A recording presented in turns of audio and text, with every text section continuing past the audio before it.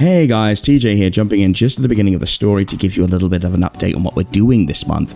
So, we have decided that April will be a bit of a sturgeon catch-up. So outside of this story and the next story, almost everything on the channel during April will be going through the existing sturgeon series and releasing them. That includes Tortoises and Tarots, the remaining Bar series, the Hotel Inertia, and Class 77B. The aim is to get them all caught up and have full movie-length versions you can enjoy by the end of April, so that come May, we can do another round of 30 in 30. I cannot believe I'm saying it out loud, but it is necessary, and I'm going to find a new, unique way to put a spin on it. One other thing to note, the Patreon updates will be done on the next video, which we did on our live streams, which are on Thursdays at 7 PM EST with Spirit Voices and Vidith. Please check them out, they're a lot of fun. We do shitposting, where we basically read like Tales Gets Trolled and Creepypastas, and then we do live readings, and it's going to be There's Drumming in the Clouds. It comes out sometime next week, and that'll have the updated mentions for all of you that are subscribed to that. I really hope you enjoy this story by Jared Roberts. It is an absolute behemoth of a tale, and We Try Horror did an incredible job with narrating the sound design, so please go and subscribe to his channel. Alright, that's enough from me. Thank you so much for enjoying this, and stick around at the end for the credits. Have a great week.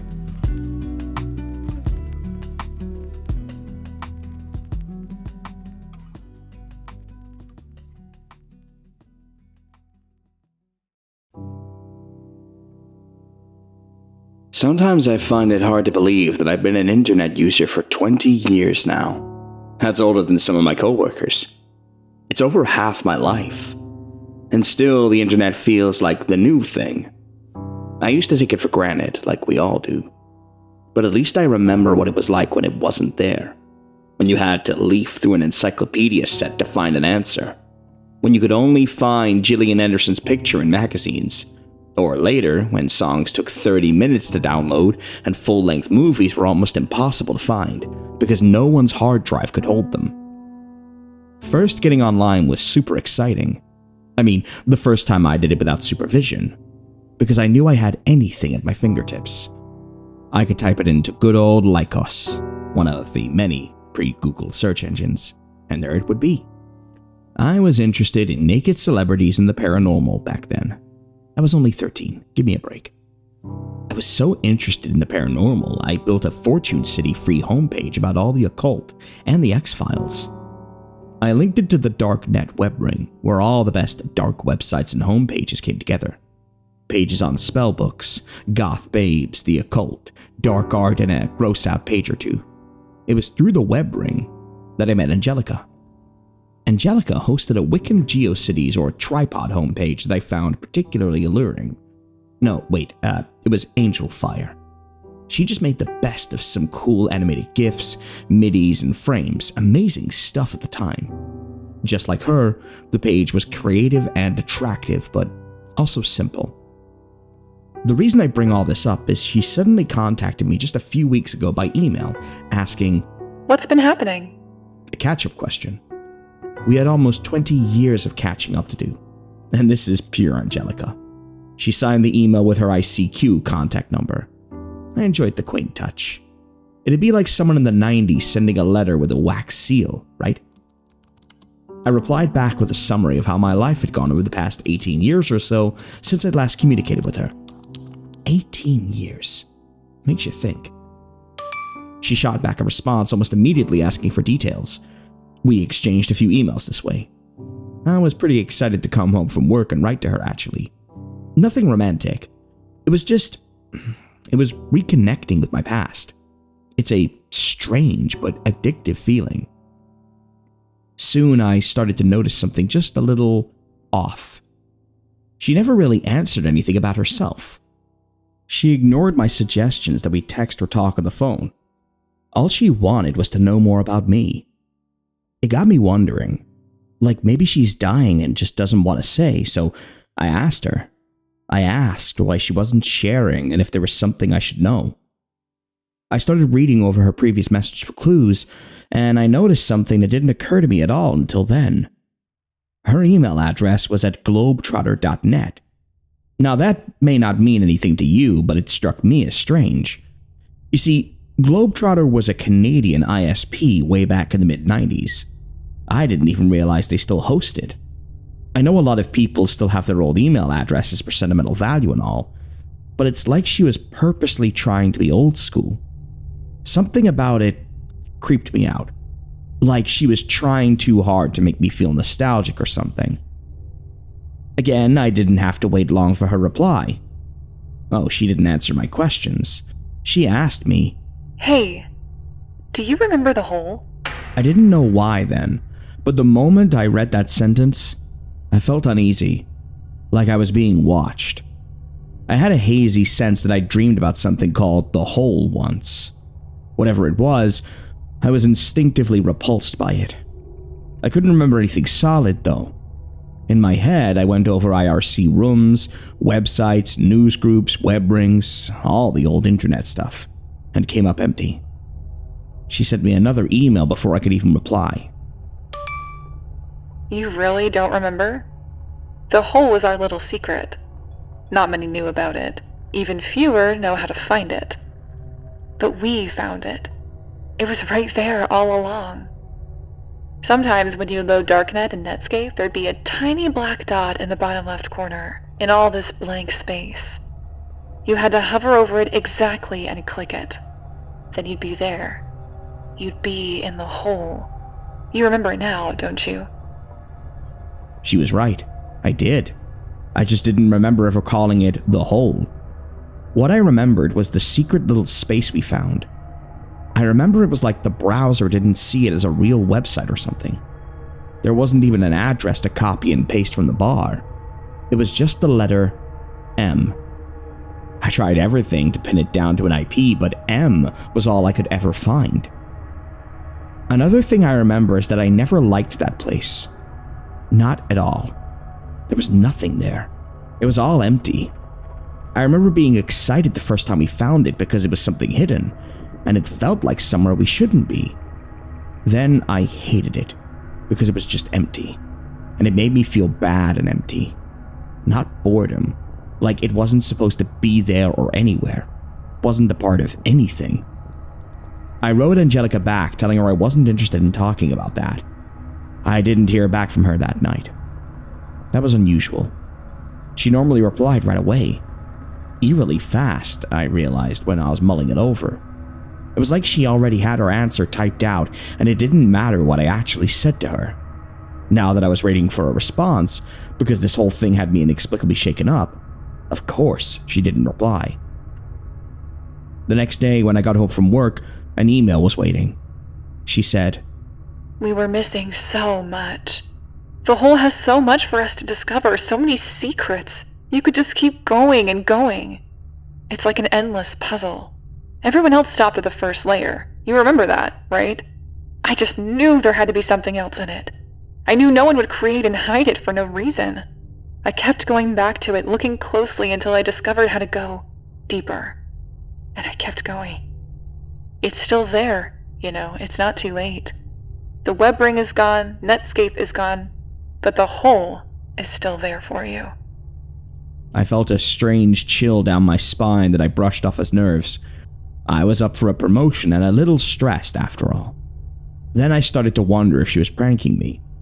Angelica wasn't really a humorous girl. She'd laugh at your jokes, but she didn't really make her own. In fact, something about her earnestness was really disturbing. I didn't reply to her right then. I decided to run some checks on her because things just weren't adding up. I started with her email address to see if she'd been posting anywhere. I was searching for a while before I hit something. I didn't find any forum posts or websites or anything like that. What I found was that her email host, Globetrotter, had stopped hosting 11 years ago. The email address she was writing from was impossible. Now I knew something was wrong with her. If it was even really Angelica. I mean, why would she go through so much trouble to create a fake email address that mirrored whatever email address she would have been using in the 90s? That wasn't just quaint anymore. Also, we hadn't talked in 18 years. Why did she suddenly want to reach out to me? And why just to talk about some long-forgotten website? Because I felt like that's what she was building up to all along. The more I thought about it, the more weird it seemed. I should have just ignored her and went on with my life, but I wanted to know what was going on. I kept digging around. I used her ICQ number, her name, the state I believed she lived in. I could find no record of her doing anything after her Angel Fire homepage. No Facebook, no Google+, not even a MySpace. It's like her last presence on the internet actually was in the 90s. Like she disappeared completely, waiting and hiding for almost 20 years, then reappeared just to talk to me about an old website. The whole thing was so bizarre, I started having trouble sleeping. I was having nightmares about staring into a monitor, not able to move. There were computers all around, and I was concerned about the beehive in the corner. After that, I went a week without sending her an email or her sending me one. I felt guilty about it, but I had every right. I just knew I would regret it if I sent her another email, and it seemed like she took the hint at first, until a new email came in. This one was short and to the point. It read, I think I'm coming to the center. You could spend your whole life in here. I remember those words exactly. Oh yes, because whatever the hell they meant, the way she said them, so real and urgent, was really upsetting. I didn't dare answer her. Another week went by without a strange email. This one was a different kind of email. This one didn't even have an email address. That was spooky enough in itself, but it gets worse. The text read, Don't trust emails. Not from a good place. Delete and forget. It wasn't signed. I figured it had to be Angelica, but it just wasn't her style. Not long after, I received another email from Angelica with instructions on where to go looking for the hole, a place on archive.org on their Wayback Machine. Still had the dot to click on. That was the only way in, she said. It had to be the dot. I thought about going to check it. I would have, except I was afraid of it. I couldn't remember what happened to me with that site, but I knew there was something bad about it. Then another email came from the blank email address. In the body, just a link to a gopher site. Now, I hadn't seen a gopher site in a good 15 years.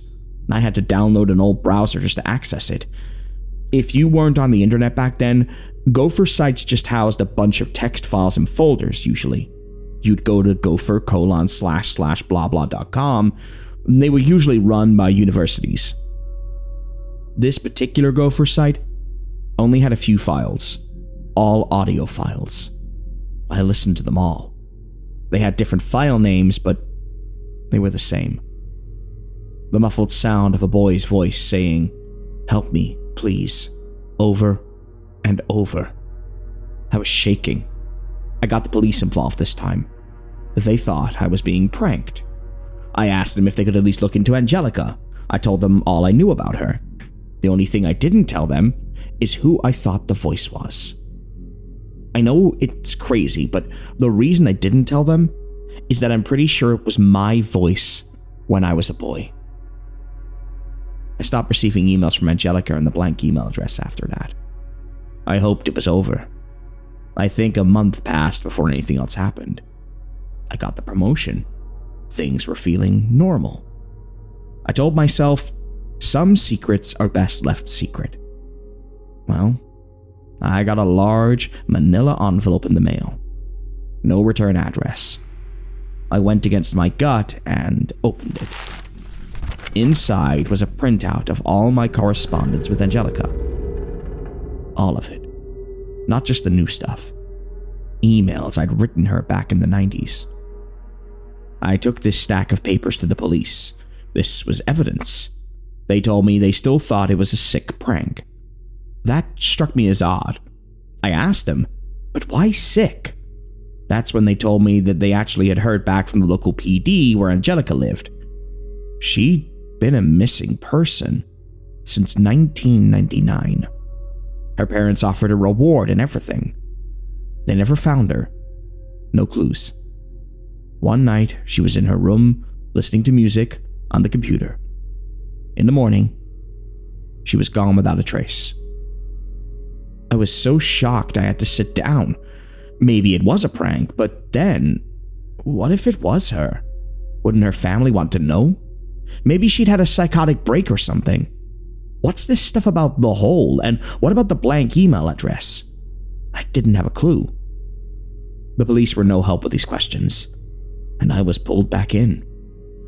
I decided to go looking for any contacts I could remember from the time when I was speaking to Angelica. Anyone who would have known both me and her. We had a few mutual contacts, mostly people from the web ring, but also people we introduced to each other. Just not many I remember by their real names. Actually, none. There was one guy. He went by the handle Rapskellion_42. He was an odd guy, into hacking and anarchy, the good, clean internet taboos we had back then. He'd been on the net forever, since the days of bulletin board systems. That guy, if he was still around, he'd probably still be going by the same username, so I got to searching. Not only could I not find any trace of a Rapskellion_42, I couldn't find any Rapskellion at all. He was all over the web in the day, so that in itself was weird, like someone scrubbed any trace of him. That's when I got the idea to go dig up my old computer. It was an old 1997 HP running Windows 98. I had it stashed in the basement since I went to college. It would at least have all of my old contacts stored just where I left them, if it would even load. I had to wait 5 minutes for it to boot up. Then I got the Ethernet cable plugged in. It was like it had just been in sleep mode for 2 decades. And there they were, my desktop icons for IRC, ICQ, Netscape, and even Napster. Napster. I learned there was more to music than the radio from Napster. Some good memories there. I honestly wasn't sure ICQ would load. I believe ICQ still exists in some form, but I just doubted their servers would still accommodate the old software. One of the key features of ICQ that made it so ahead of its time was that, besides being the only instant messenger, it also allowed offline messaging. I mention that because not only did ICQ load, but it loaded with a message. That perturbed me a little because it's like it was just waiting for me, knowing I'd booted up. Except for one detail. The message was dated from November 1999. It was from Angelica, so it had to have been sent right before she disappeared. It just said, "You coming?" And it sent a shiver down my spine. Where was she going? Could I have helped her if I'd seen it in time? Why'd she act like I knew? Even weirder is that I'm sure I'd been on ICQ after November 1999. I'd say I used it up to 2001 or so. That's when I went to college. It's like the message got trapped in the server all that time, and I was only getting it now. I closed the message and looked for Rapskellion42. I was hoping just to find an email address on his ICQ info. I really didn't expect to see a green online icon beside his name, but that's what I got. That only added to how unsettled I was. I almost had to check to make sure it was really 2017. Anyway, I fired off a message to Rap saying, Hey man, long time no speak. I didn't want to just start with business after all that time. I was relieved when he replied back with a friendly hello and asked me how I was doing. After exchanging pleasantries and catching up a little, I had to ask him why he was still using ICQ after all this time. He said it's because of Y2K. Y2K really happened, he said. It just didn't happen the way everyone expected. It's way more insidious. We all thought computers would just stop working because they couldn't handle the millennium change. But it wasn't that they stopped working. Something happened inside the connection of things. Something bad. The old equipment would be fine as long as it didn't get patched, but everything made after December 31st, 1999 would be tainted. That's why he still used ICQ and never let go of his net zero dial-up connection. I hadn't heard a Y2K conspiracy theory in a very long time, so that was interesting. I chose to ignore it and asked him if he knew about Angelica going missing back in '99. He said he didn't. He figured she just dropped off the internet. But, he said, it's no coincidence she went missing right at Y2K. A lot of strange things happened then. The world changed. Only a few people even noticed. Rap was always a little on the fringe, but what he was saying was strangely upsetting. Maybe it was just hitting too close to home. If that last message really was sent November 1999, then he was right. She disappeared right before Y2K. Given his views, I went ahead and told Rap everything that had happened. He believed me. That was a nice change, in a way. It also made it feel more real, and I was shaking while typing. He told me my story reminded him of something he'd heard from another old friend just recently. There was this guy, Rockster, or to his closer friends just Reggie, who used to frequent an internet forum on hacking and freaking back in the mid-90s. This guy had a lot of friends there, was well-spoken, and clever enough to earn real respect. Over time, as often happens, he just drifted away from the forum. His posts became less frequent as other aspects of his life preoccupied him. And soon enough, he was gone. The forums strove for anonymity for obvious reasons, so no one kept in contact with him. The forum's still there, Rap said. Nowhere near what it used to be, but the regulars like him are dedicated. A few months ago, after 20 years of absence, Reggie suddenly showed up on the forum again. His posts were polite, conversational, but just off somehow, like someone feigning familiarity. He was just trying so hard. It was weird, but they were happy he was alive and well, so they replied to him and brought him up to date. Then, without acknowledging anything they'd even said, he started making post after post about how his life was revolutionized. He found a new frontier of hacking. The hacking begins inside you, he said, and he wanted to show it to them. The forum folk were flabbergasted by his odd behavior, so they started interrogating him. He went silent for about a week. Then he sent one last message, saying, "I love you guys so much," with a tiny URL link. Rap's friend thought it was all a joke and that Reggie was just leading the whole forum into an epic rickroll. He didn't click it because he didn't need to hear any Astley and he was busy with something else. He came back to the forum later and decided he was going to go ahead and click the link anyway. It may be something legit. On a whim, he refreshed first to see if anyone replied saying what the link was.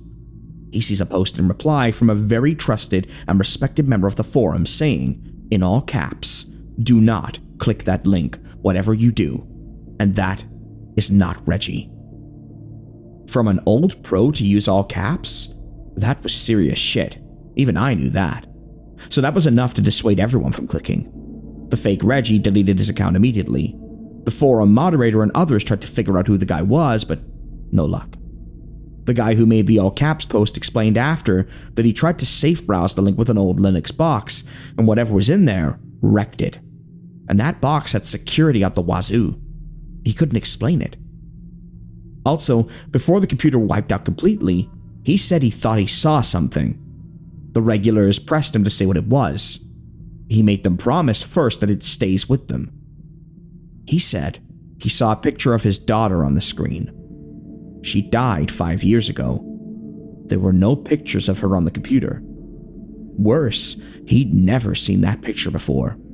That, more than anything, convinced him to post the warning in all caps.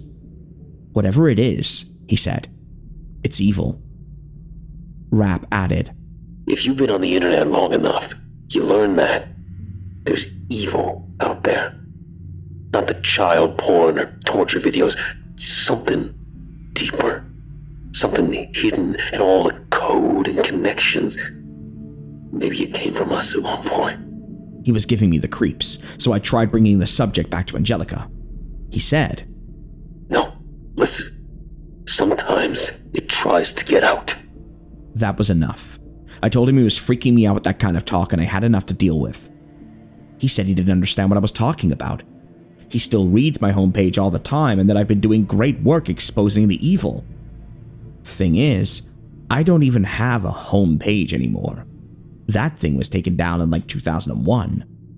He insisted it was my Fortune City homepage. He'd been reading my updates all these years, even after we lost contact, he said. I sent him a link to prove to him that Fortune City doesn't even exist anymore. Rap went quiet for a few minutes. Then he said he was looking at the homepage at that moment. It was last updated just a few days ago. and it was all about what they were talking about now and what was going to happen next. It's a doozy, he said, then immediately went offline. I sent him a message with my contact info and to let me know if he was okay. I haven't heard from him since. I've checked ICQ a few times, and he's never been back online. I had to walk away from that computer. I felt like I was being watched or something. Every noise was freaking me out. After a sandwich and some tea, I went back just to shut it down. That's when I noticed a folder on the desktop that stood out. For one, I never really kept folders on my desktop, and two, I didn't remember this folder at all. It was called Noah's Cape, which sounds like a crappy Bible game. I'd never played crappy Bible games. Something about it didn't seem right. I opened it. Inside was all pictures and WAV files. My instincts told me to get out of there. One picture after another was just kids. Teens, boys, and girls sitting at their computers. None of them seemed aware they were being photographed. The pics all seemed pointless. All I knew for sure is I didn't take or download those pictures. Ever. They were all time-stamped to the 21st of November, 1999. The WAV files were the sounds of typing, muttering, chairs moving. The sounds of people at a computer. The sounds of surveillance. Until one of the files. It was a voice I'd never heard before. I know it, because I don't think anyone could make me forget that voice. It was a hollow, metallic voice. Almost inhuman, but a man. It whispered with a hiss. You coming? And its whispers were like flesh sizzling on iron. Nothing of this earth should talk like that. What it said, it was the same as Angelica's message, also from 99. I shut down the computer and left the house. I didn't even want to be in my own home. I just drove around for a while, thinking, whatever was going on, it was really not good. Yet I couldn't let it go.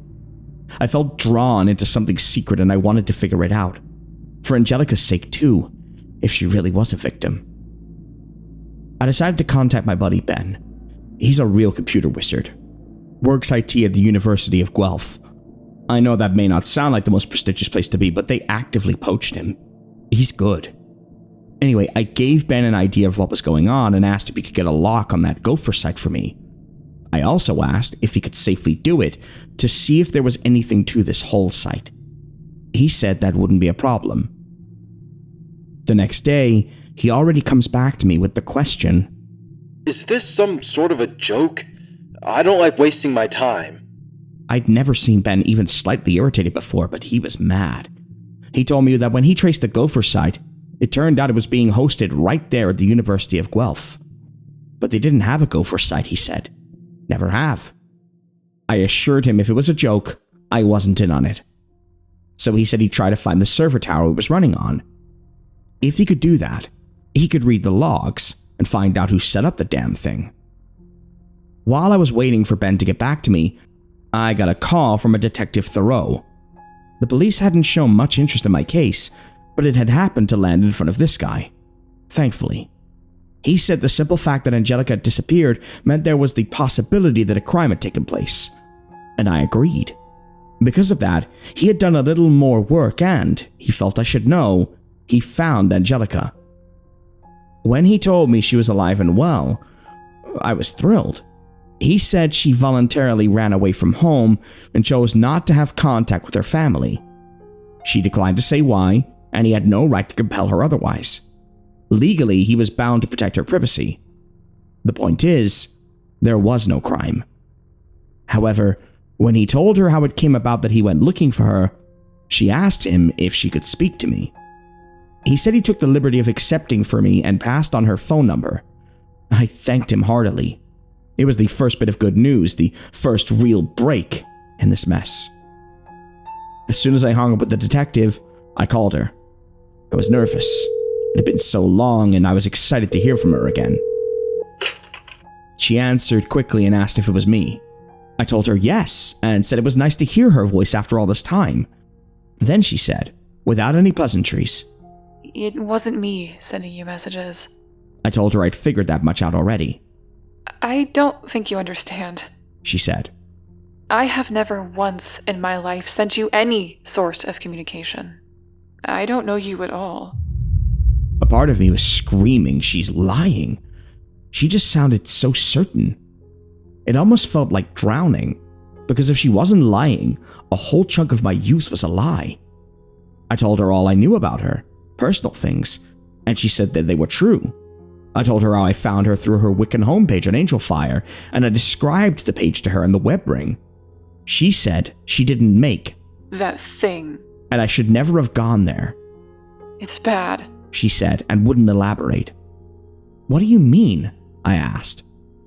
Then I told her all the details I knew of her personal life, about her likes and hopes and dreams and her family.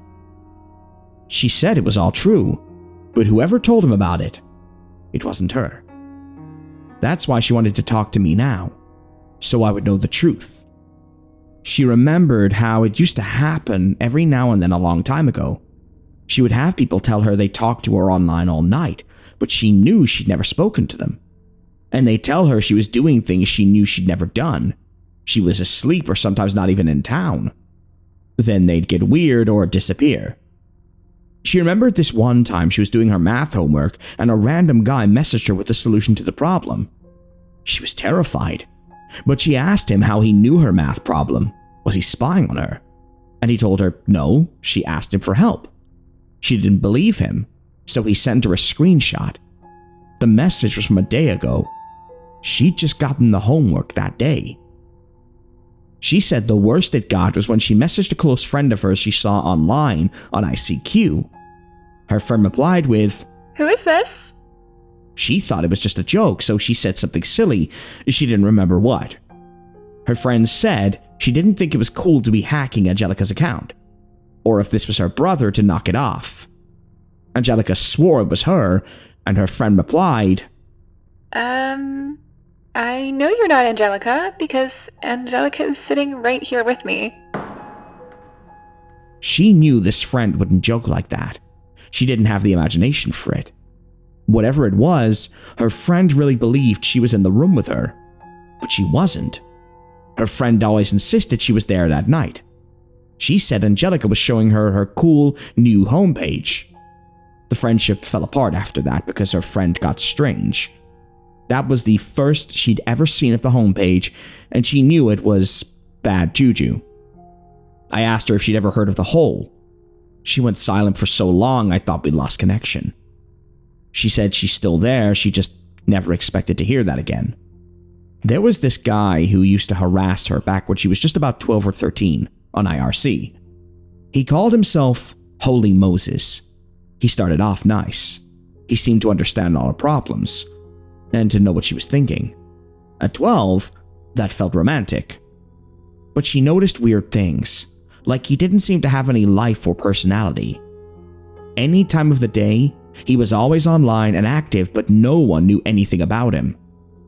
One day, he started telling her stranger things, like, "Do you remember the 3 men dressed as bees at the Halloween party?" She didn't know what he was talking about. 8 years later, at a college Halloween party, she saw 3 men dressed as bees sitting in the corner of the room. They weren't doing anything, just sitting still and staring at the floor. Then they turned to her and their eyes looked so black. She ran out of the party. Another time he told her, "You can drink and smoke, you know.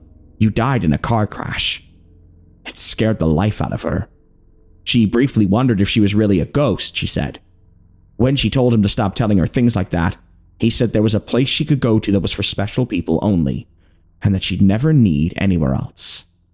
It was a place on the internet that was infinite in all directions. She said she remembered him saying that specifically, and everything she needed would be there. It was called The Hole, and she just had to send him a message with the letter M to get there. She actually tried to do it, because things weren't going well for her. But she sent the letter N by accident because her hands were shaking. Holy Moses went offline and she didn't see him after. Until 2010, when she got an email from the New Commandments at holymoses.com, simply saying, "You coming?" If anyone was impersonating her, She said that that was the most likely person.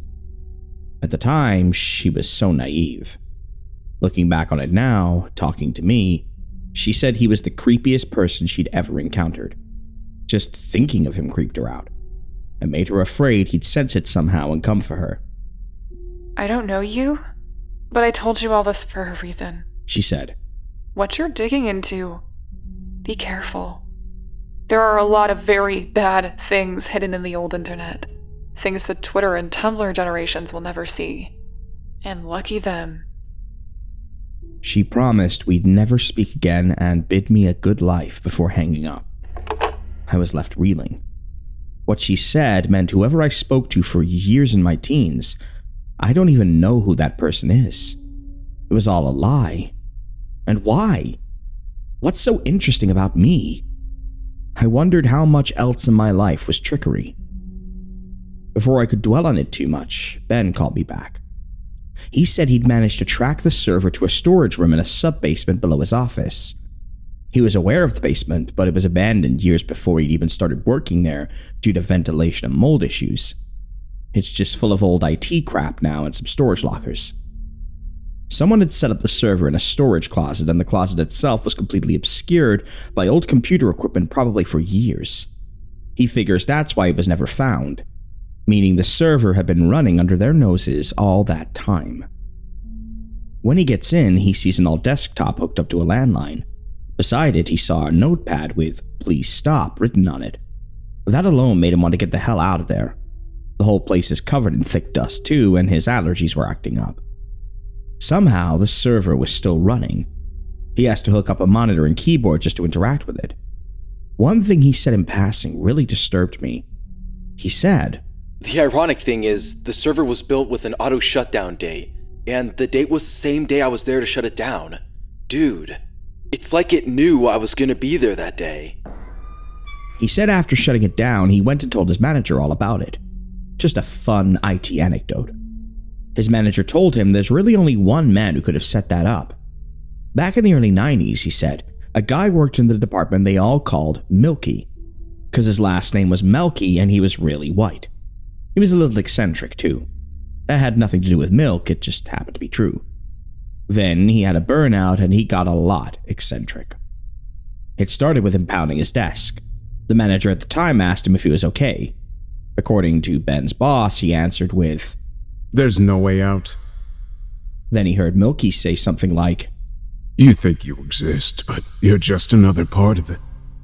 Everything is another puzzle. Do I exist?" After that, the rest of the department started getting more nervous around Milky. He just got bad vibes around him, the manager said. It got worse. Every day around 3 p.m., Milky started standing in a dark corner of the office, facing the wall. He'd mutter some things. The guys joked that it was his prayers, but he'd always come away looking more upset than anything else. Once a new guy asked him if he was a Muslim, and he replied with, Sorry. The guy asked what he was sorry for. "It was telling me how your children die," he answered. Toward the end, before they fired him, he started telling them about how he found a place on the internet that wasn't made by humans. The guys joked that it was Skynet, but he said it wasn't created by machines either. It was always there. The internet just found it by accident. It showed him things he couldn't unsee. Ben's boss even recalled that he started to tear up. Ben's boss told him it was sad to see such a smart guy clearly losing it. Even though Milky was never caught stealing anything, equipment disappeared during his shift. Probably the equipment that went into the server. When they fired him, he told them that the secret place got into his head and that he'd sometimes wake up in strange places and had no idea how he got there. They never saw him again after he left that day. Ben said after that story and that creepy gopher server, he straight up refused to look into the hole. I told him it really wasn't that bad and to quit being a wimp. That's when he said he hadn't told me everything. The server had a link up through the phone line to a really old webcam. One of those low-res webcams where the image updates every 4 seconds or so. It had been running non-stop since '97. All of the saved images just showed the front of someone's house. The same house back to '97. He sent me some of the photos because he knew what it was. It was my house. Why would this guy have been spying on you all those years ago, man? How did he even know you? It doesn't make any sense, and honestly, it scares the shit out of me. And here's what I told him. The thing about that webcam is, I just bought this house 2 years ago. That camera was pointed here before I ever moved in. It was just an astronomically improbable coincidence. At least, that's what it should be. But I didn't believe that's what it was any more than he did. The next day, I was still reeling from my conversations with Ben and the real Angelica. I ran it over in my head so many times. Like maybe the police made a mistake. So of course, I'd never spoken to this woman. She was the wrong Angelica. But no, I knew everything about her. Someone systematically deceived me for 2 years. And someone had been recording a house I was going to move into for 20 years. And someone had recorded me when I was a boy. What happened 20 years ago to cause all this? It was so insane. I started to question everything. I felt I was being watched constantly. I started to wonder if my mom remembered anything. She saw me more than anyone at the time, naturally. When I called her up, she said she was expecting me to call. I generally didn't call during the week, so I asked why. She said because of my little prank. I grew concerned immediately. I wasn't pranking anyone. I tried to calmly ask her what prank. She said the 2 guys. They showed up with a note from me to let them in. They don't say anything or do anything. They've just been sitting there with their chairs pulled together in her kitchen, just looking at the floor. You don't recognize them at all? I asked her. She laughed and said no, but I think she was starting to realize I didn't know what was going on. They're dressed in bee costumes, she said, almost as an afterthought. I told her to calmly get out of the house and call the police because I didn't have anything to do with this. She said she was upstairs. She'd have to go past them to get out. I told her to keep me on the phone until she got out. I listened carefully. It seemed to be taking forever. Finally, she said, "They're gone. The front door was left open." I told her to call the police right away and check in with me in a bit. While talking, I had absent-mindedly walked from my office to my own kitchen. My front door was also left open. Not only was it locked just a moment ago, but it seemed like quite a coincidence. I closed the door and locked it. Then I looked all around the house with a kitchen knife in hand. I have a 1-story with a basement, so it was easy enough to cover all the hiding places. Fortunately, there was nobody. So I tried to tell myself I just didn't close the door right. Until my neighbor came over and asked me if I was having a costume party. I said no. That's when he told me he saw 2 guys in bee costumes leaving my home. They just walked straight across the road and behind the neighbor's house into the woods. How can they even see in the woods at night? He asked. I picked up my mother and we went to the police station. I figured this one would be best in person. All these strange events barely seemed coherent. But I got the feeling it was all connected in some way. The police were baffled. They admitted someone was harassing me, but without more evidence, there was really nothing they could do. When we were making the report, my mom told me she was thinking about something just after this happened, because it struck her as odd. Do you remember how you had this dial-up modem, and when you'd run it, you could swear you'd heard a little voice inside talking to you?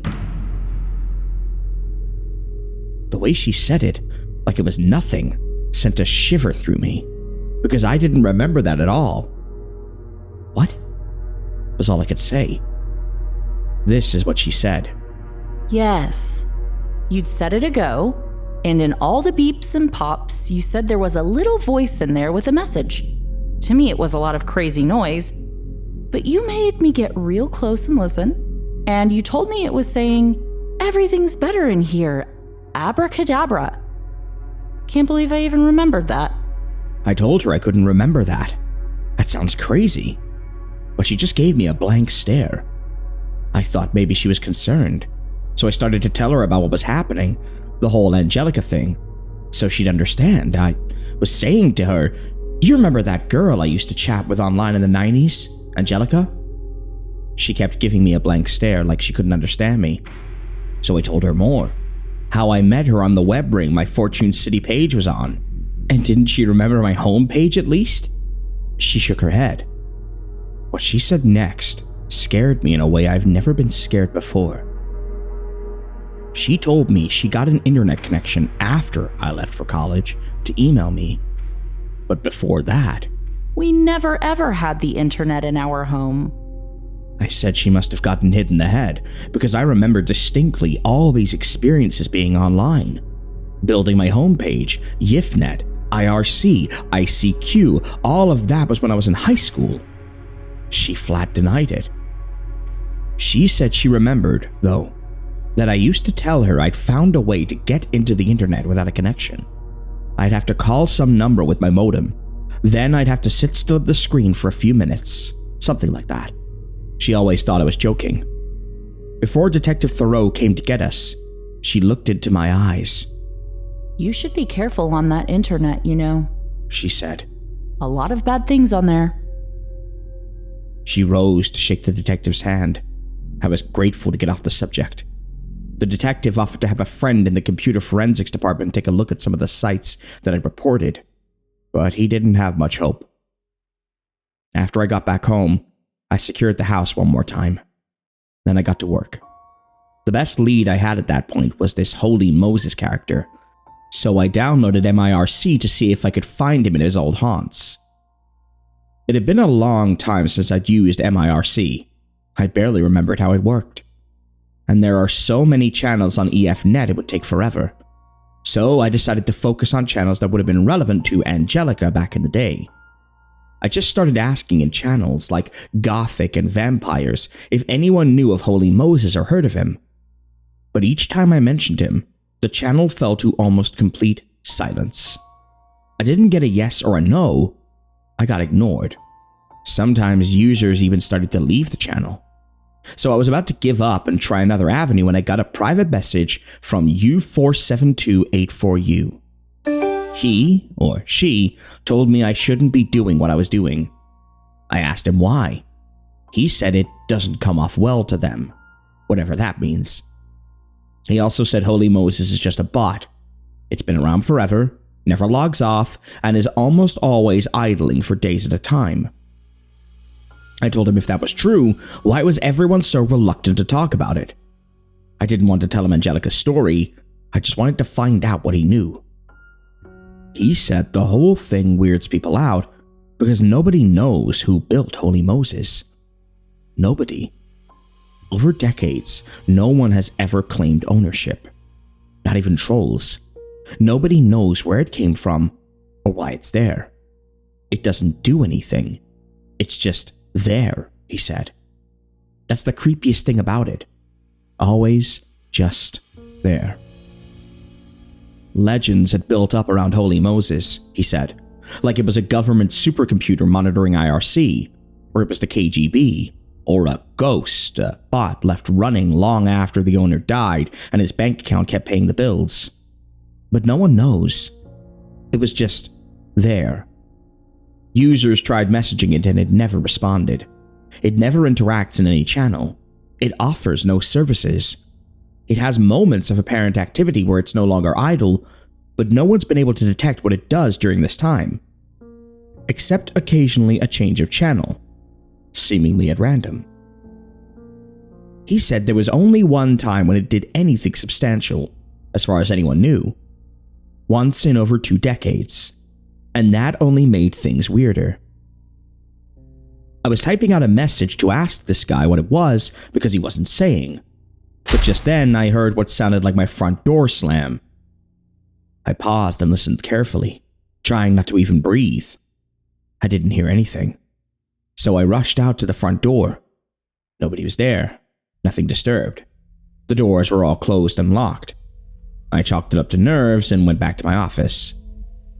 When I got back, U47284U had sent me a message. Where'd you go? Hope nothing strange happened. That was a little eerie, but I was focused on getting answers, so I ignored it and asked what it was Holy Moses did. He said, Fine, I'll tell you. And this is what he said happened. In 1999, at 5 in the morning CST on November 21st, Holy Moses joined the channel #ornithology and made a series of short statements. First, deceive them at 7 a.m., empty it at 9 a.m., abandon them at 6 p.m., turn back at 9 p.m., and have it your way just before midnight. Then it went offline until January 5th. Why? He asked. Why be silent and useless for years, do that and then never do anything after? Sometimes, when he really thought about it, he said, it gave him the serious heebie-jeebies. That was all he knew, or anyone knew, and he reiterated that I really shouldn't be looking into this and to just drop it. I thanked him for his help. I remembered a little more of what commands MIRC had after getting into the groove some.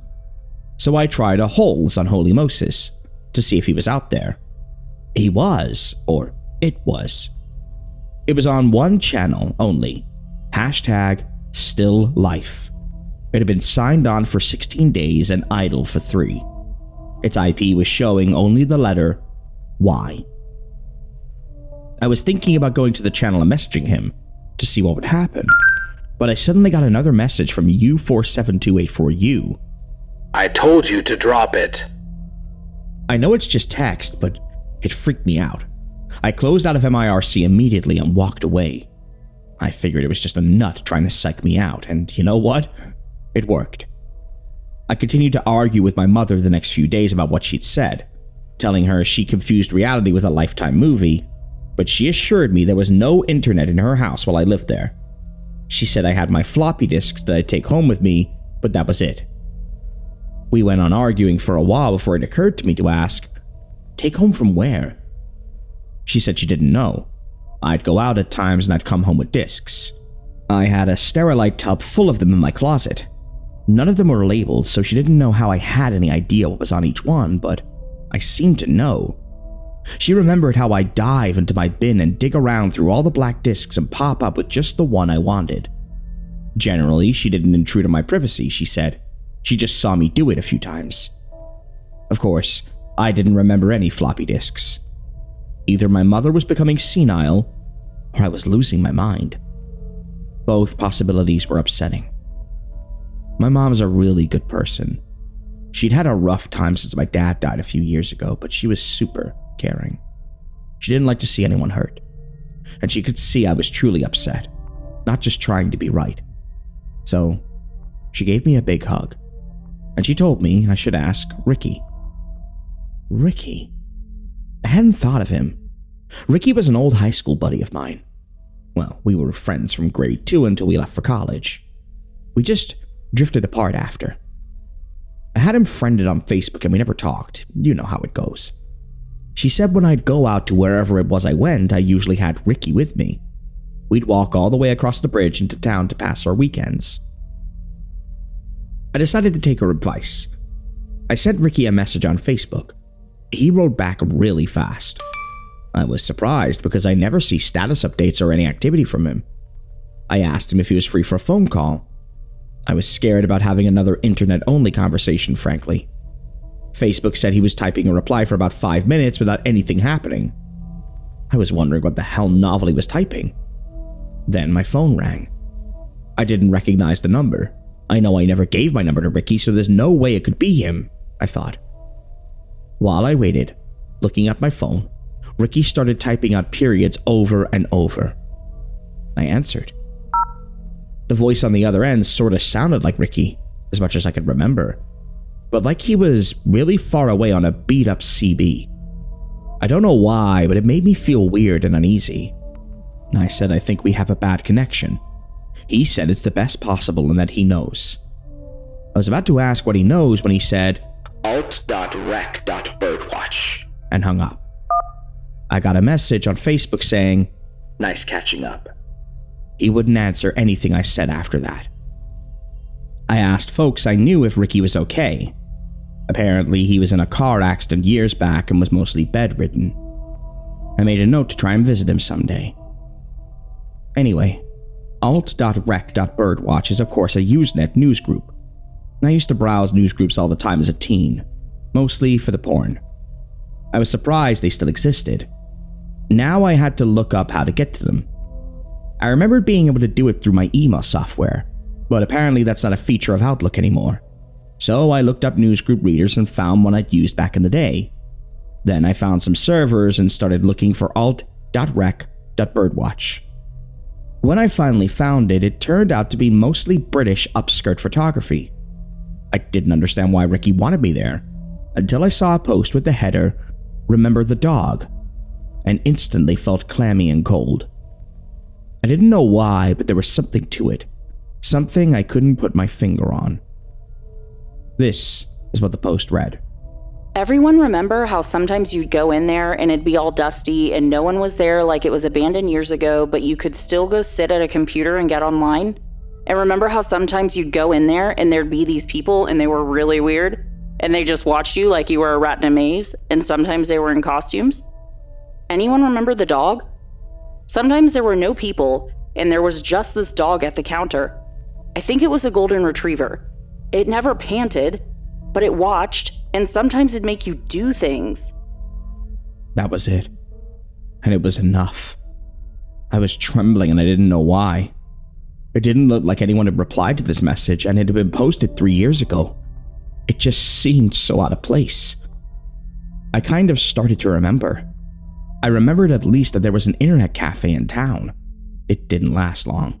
Like most internet cafes, it popped up around 96 or 97 to take advantage of the internet craze and let people who didn't own computers experience the wonder. When personal computers became more common, they died a quick death.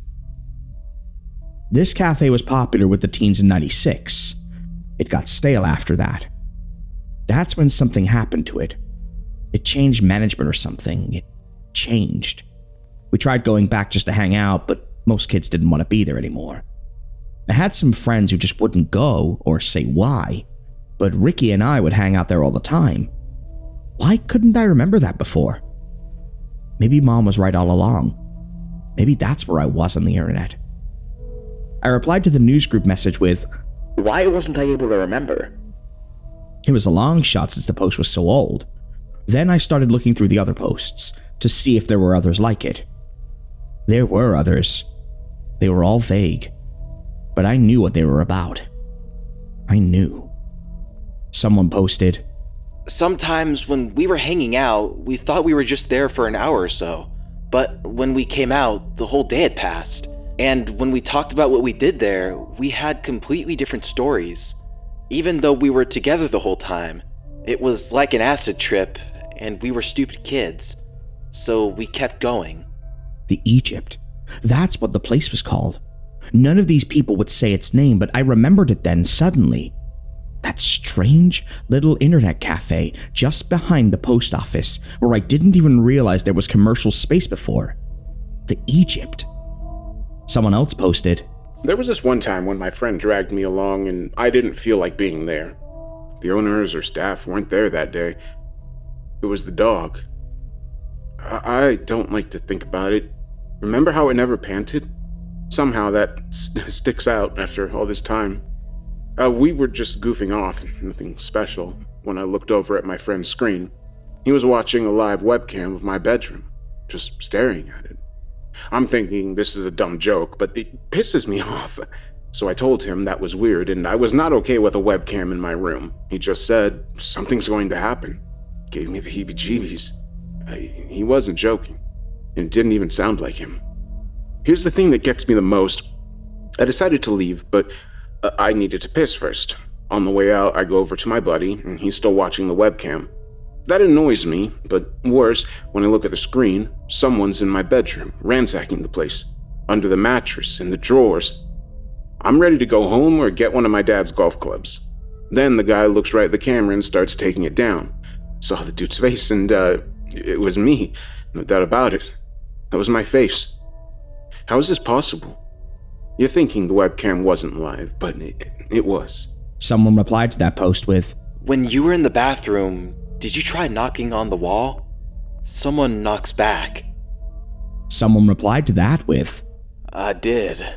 He said he'd let me in. But there's no door. In the sea of bird-watching photos and upskirts dating back to 95, that was all I could find. It took me all night. I closed it down. It was too much. I was psyching myself out. The next day, I had a reply to my post asking why I couldn't remember. It read, You weren't meant to. I felt it then, that something really wrong would happen in that place, the Egypt. So I started doing some research into local records to see if I could find who owned it. They're public records, so it wasn't hard. I'd expected to find some change in management in the 90s, or where the place got sold in the 2000s. I expected wrong. It was purchased in 1980 and had the same owner ever since. A company or organization called The New Way. It sounded like a cult. The weird thing is, that place was never used before the Egypt, as far as I know. In 1980, there really wasn't an internet, so why would you buy a place and do nothing with it for 15 years, just waiting for the internet to happen? It all seemed too mysterious. Plus, there was nothing about this company anywhere. It's hard to describe how alone I started to feel at this time. I talked to some people in my life about what was going on, but their help was limited. That's why I decided to try to go back to alt.rec.birdwatch, if it was still there. At least there, someone might be having a similar experience. So, I made my post. I asked if anyone had heard of The New Way. Then I waited. To my surprise, I got a call from Ben right after. He asked me if I'd done anything recently. I asked him to be more specific. You must have done something, because something happened, he said. I still had no idea what he meant. He sounded strange. His words were just slightly slurred and there was no accent anywhere in his sentences. Just a string of words. Almost like a robot, but not quite. And it had that distant quality that Ricky's call had. Something's happening right now, he told me. I booted it up again. Ben was just the most rational, bland guy. Something was definitely wrong for him to be acting like this. I asked him if he was okay. He said that I needed to check my messages. I asked, what messages? He insisted. Listen, you have to check your messages. They've been waiting for you. The whole thing didn't feel right at all. I asked him again what messages he meant. All I heard was little whispering sounds like psst, psst, psst. I thought I was losing him, but when I listened carefully and turned up the volume, I heard it. Please. He was saying please over Please. and over Please. and over. I felt a pit in my stomach. I asked if he needed help, if there was anything I could do. He went silent for several seconds. Ben? Still silence. Please! He shouted so loud I dropped my phone. I scrambled to put the battery back in with shaking hands, and then I called in a wellness check on him. I called the Guelph campus too, just in case. I didn't know what else to do. I'd never experienced anything like that. I checked my email right after to see if I had anything from him, but I didn't. I had no voicemails. The only other messages I could think of was ICQ, so I powered up the old computer again to check on my ICQ account. It's possible there was nothing. I just had to make sure. It took forever to load up, but there was a message waiting. It wasn't from anyone I recognized. The name on the account was Bernie Bush. The message said, Heaven. There was a link to an MP4 video. I clicked it. The download box said it would take 30 hours to complete, so I just let it go. I tried replying to Bernie too, but ICQ alerted me that the account was disabled. I also couldn't find any results on any search for such a person.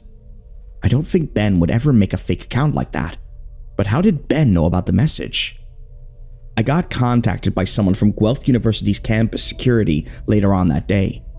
They asked me when I'd last spoken to Ben. I told them he just called. They said he hadn't been to work in a few days and has not been answering the phone. I was apparently the last one to hear from him. They recommended I file a missing persons report. I asked if his family shouldn't do that, but the dude just snorted. So I made the report over the phone to the Guelph PD. I was pretty worried about the guy. I hope he's okay. I also hoped his disappearing had nothing to do with anything I got him involved in. The next day, I got an email replying to my newsgroup post. I recognized the address. It was the same person who posted about the dog. She said I needed to call her urgently and provided a 1-800 number followed by what looked like a license plate number, 472 BMT. When I called, I got an interactive menu system for a tanning supplies company. When I listened to the options, I got the idea that 472 BMT might be how to navigate the menu. So I pressed each of the numbers in the order she said. The system said I was being transferred to an account specialist. I heard someone pick up the line. You're starting to remember, aren't you? A voice said. I think I gasped. She said she couldn't talk long, so I had to just listen. She wanted to tell me something that might help me. She said she started remembering about a year ago. She remembered these sessions in the Egypt. They preyed on vulnerable misfit kids. Whoever came there got introduced gradually to this website called The Hole.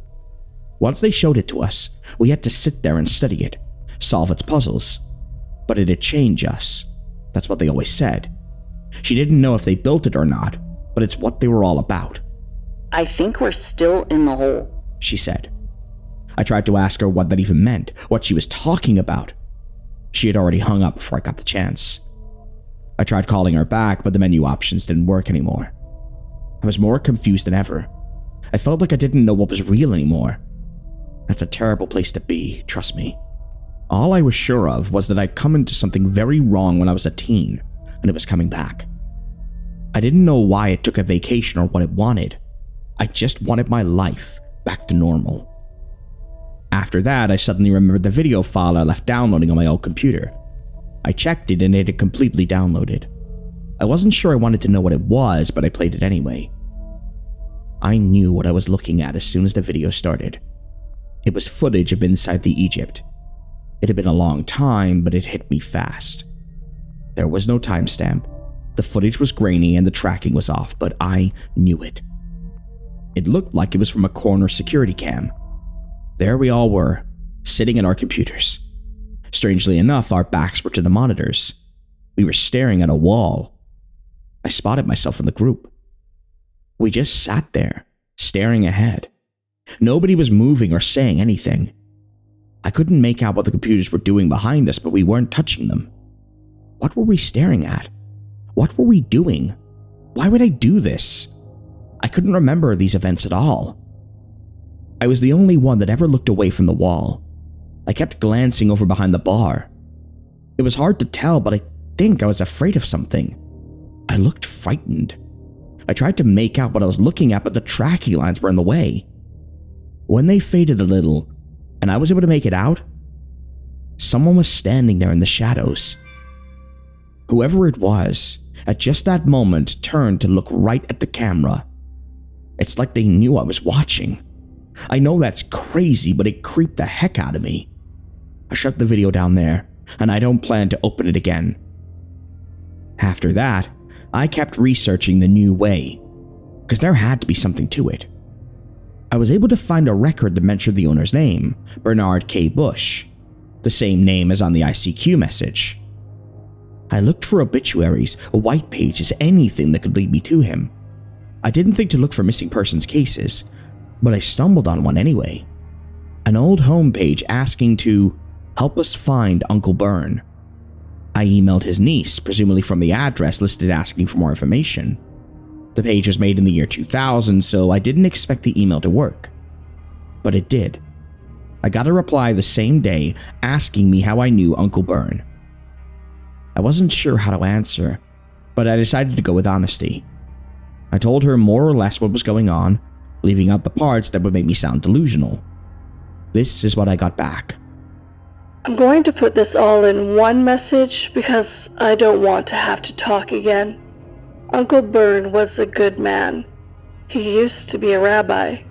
He raised me after my parents died in an accident. He was good with electronics. He thought computers were the future. That's why he called his company the New Way. He bought up all the commercial space he could afford with his inheritance. All over the country. It was more than he could handle, but he just rented it out. Life was good. He kept selling computers in his little shop. I'd help when I get home from school and on weekends. He kept bees, and I helped with that too. Really, life was good. Until he married Connie in 1994. He met her during a visit to Europe. He said she worked in the same orphanage she had been raised in, and nobody knew much else about her. She was a strange woman. She didn't like me. She was into things that scared me. I saw her making a homeless man cry by staring at him. Animals would go quiet when she was around. Sometimes she'd hide under my bed for hours, waiting for me to go to bed at night. When I did, she would slide out and grab me. I'd scream and scream. She walked away like nothing happened. She didn't laugh or say anything. It wasn't a prank or a joke. It was something else. I didn't understand. I still don't. I started sleeping on a beanbag chair in the basement after that. She'd often go into the corner of the room and whisper to someone. There was nobody there, no phone or nothing. She'd even get mad at whoever it was. Then she'd go back to knitting. She was always knitting something, but the things she knitted were useless.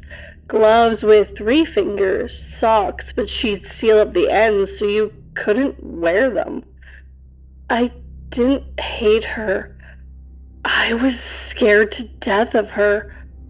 I don't know why she made Uncle Bern so happy. I remember the day she started pressuring him to turn his rental spaces into internet cafes. She told him the internet was the real future and would outlast computers. She'd say, "We are the internet." She made him get it at home, even though it was really expensive then. She had him go to this website she said didn't really exist. I remember that because it always made me nervous when she talked about it. Uncle Bern asked her who made it. She said she had no idea. Nobody did. She found it already made, just like everyone else. She told him it called to her. It called to everyone like her. At the time, I thought it sounded flaky. Now it just gives me the creeps. Uncle Bern changed after that. They spent a lot of time on that website. I don't understand it. There was nothing there. I looked over their shoulder, and it was all blank. But they saw all sorts of things. And when the internet cafes started opening, more people were involved. It was strange. They would sit and stare into space, and strange things would happen.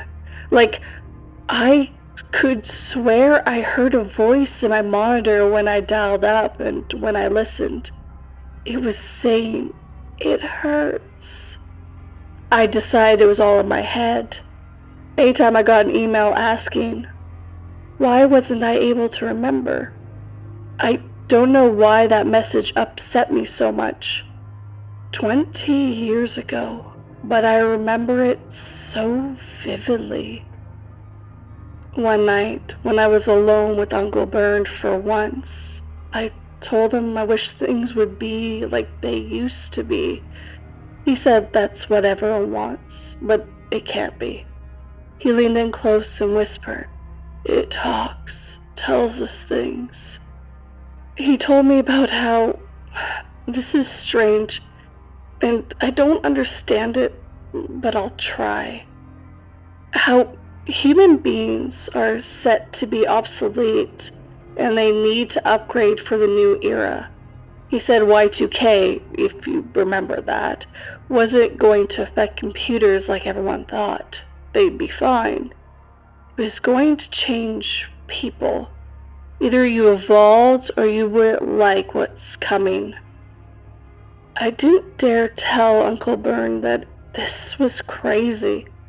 I couldn't hurt his feelings like that.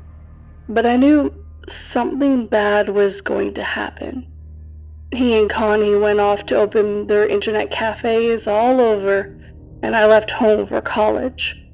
Uncle Bern kept in contact until 1999. Then he just disappeared. Connie, too.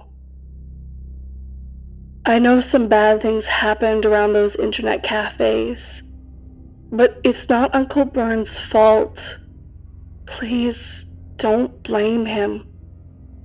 I had plenty more questions and I sent them to her, but I never heard back. That's getting to be a real motif in my life. But at least she gave me some answers, and it all led right back to the hole. It had to be the same mysterious website. Just had to be. I figured if I ever wanted to know what was going on, I'd have to go to the hole myself. I pulled up the instructions Angelica sent me on how to get there. I can't say I felt like I was doing the right thing. I didn't. It felt ass over tea kettle wrong. Like there was something really terrible just off screen in my memories. I knew it was there, but I couldn't see it. So I welcomed the interruption when my phone rang. My neighbor was calling me to tell me the man in the bee costume was back. He said the man was standing in my front yard. I walked over to the window and peeped out. It was nice and toasty inside, but I felt like my whole body was breaking into goosebumps. He was there, under the streetlight, looking right at the window with his insectoid eyes. I asked my neighbor how long he'd been there. He said he called me as soon as he saw it and that I should hang up and call the police. I started to do that, but there was no point calling the police. As soon as I hung up, he walked across the road and into the woods. When hanging up, I received a notification on my phone of an email from Ben. There was no text, just a video file. I played it right away. It started with him speaking to the camera. He looked scared and like he hadn't had sleep in about 2 days. I went into hiding, he said, his voice shaking. Things got too weird. A little stuff at first. Then, one night, like 3 a.m., a group of people I've never seen before knocked on my door and I didn't answer. I just watched them through the peephole. They didn't move. They didn't knock again. They didn't try to look in the peephole. They just stood there, staring at the door. They didn't look homeless or crazy, just people. Normal, everyday people. I called through the door that they had the wrong address. They started laughing, loud, fake guffaws. Then they silently walked away. Then I start getting calls where all I can hear is a man growling like a dog on the other end, and a few growly words like, why, and abracadabra. It must have really gotten to me, man, because I started having fits. I don't know what I do during these fits. I know I upset a lady at a grocery store. Whatever you got me into, it's bad juju. Like KGB Illuminati bad. He pointed the camera away from himself to a computer monitor. When he was turning, I recognized the notepad on the desk, the same one from his description. He was in that basement storage locker, with the gopher sight. I'd thought he'd shut the thing down. There was an image on the screen updating every few seconds, but this one wasn't pointing at my house like before. It was inside. Watch, he whispered. With each frame, I saw a new shot of the inside of my house. First, the kitchen. Update, the hallway. Update, my office door. Update, the door slightly ajar. Update, the door opened more. Update, entering my room. Update, me sitting at the computer. I could hardly breathe. I turned around slowly, expecting to see someone there. But the video wasn't live, of course. When I turned around, the webcam was just a black screen. Because of that, I was able to make out the timestamp. It was tomorrow's date. I'm sure someone just fiddled with the date, but that only made it creepier, if that's even possible. Now I had video evidence of breaking and entering, except nothing to say who did it or why. I was losing confidence in the police altogether. The last thing Ben said on the video is that he went ahead and traced that link I gave him to the hole. He was able to get a specific address. I knew the address he gave me very well, because it's the duplex apartment I grew up in. That didn't make any sense. Still, I knew if I wanted to know what was happening, that's where I'd have to go. My hometown isn't too far from where I live now. I moved to go to college. It's about a 4-hour drive away. My mom moved to be close to me after Dad died, so I rarely have a reason to go there. I heard from Mom when they decided to abandon the duplexes. For whatever reason, they couldn't sell or rent them anymore and didn't have the budget to renovate, so the town government is just letting them rot. When I first heard that news, I didn't care much. I try not to get sentimental, but preparing to see the place again, where I had so many memories, yeah, it got to me. The days of watching He-Man in my fuzzy Star Wars pajamas. The days of watching The X-Files with Mom. The days of lying in bed all summer reading UFO books. Of course, I realized it'd just be empty space now. Nothing in common with those memories, other than a floor plan. Those feelings vanished soon after I arrived. I was able to sneak in through the living room window in the back, just like I used to do when I'd get home from school and realize I forgot my keys. The moment feet hit the linoleum floor, the music started. It was low and distorted at first, so I couldn't make out what it was. It didn't matter. Someone had to be in there, and that someone knew I was here. I waited for a sound other than the music. Nothing. I felt a little more courage, so I started walking towards the stairs. The music got louder, but no less distorted. The tune was familiar, though. I went up the stairs slowly. That's where my old room was. By the time I got to the top, I knew what I was listening to. Early in the Morning by Vanity Fair. An oldie. And it was coming from a grimy old radio propped in front of my bedroom door. That was odd because the same song started playing again when it reached the end. What radio station plays the same song twice in a row? I switched the radio off. Doing that, I realized, telegraphed my exact location. I broke out in a cold sweat for a moment, waiting for something to happen, but all I heard now was a buzzing from in the room, like a beehive. I noticed my name placard was still on the door. Other people had lived there after Mom left, I'm sure of that. Either those people chose to leave my name on a door in their home, or someone had put it back. Either way, it was weird. I opened it. I didn't and still don't know how to react to what I saw inside. The room had been set up to look exactly like it did when I was a teen. Not like it did after I left for college or even just before, like it did in 1999. Down to the details. The Halloween lights around the desktop, Fangoria posters on the walls, my old Mr. T pillow on the bed. Someone had to have known my room in intimate detail to have done this. It was insane. Me, my mom, and Ricky are about the only ones. But there were some details that were off. At first, that was comforting. Then the more I thought about it, they seemed intentional. Like on the Candyman poster, it said it starred Tiny Lister instead of Tony Todd. And the wall was painted with the same style of stucco, but the color was a shade or two off. Things like that. They were everywhere. That was more troubling to me than the recreation itself. It was like it was recreated in a bad dream. Or it all meant something. I found where the buzzing was coming from at any rate. It was the computer. It was running.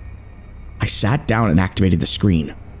Like the rest of the room, the desktop was a faithful snapshot of 1999. Every icon just as I remembered.